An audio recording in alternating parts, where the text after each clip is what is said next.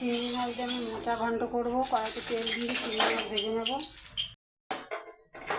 চিংড়ি মাছ দেবো,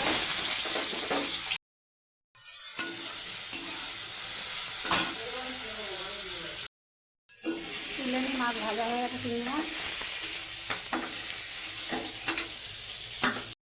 নুন হলুদ দিয়ে একটু আলুটা ভেজে নেব। মোচা আলু ভাজা হয়ে গেছে। এবার মশলা দিয়ে দেবো আমি। টমেটো কুচি দিয়ে দেবো, দিয়ে ধরে একসঙ্গে বেটে মিশিয়ে দিয়ে দেবো।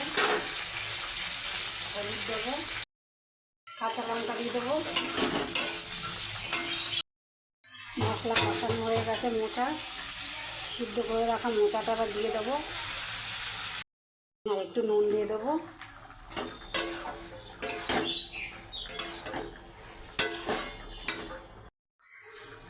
একটু চিনি দেবো মোচায়। গরম মশলার গুঁড়ো দিয়ে দেবো।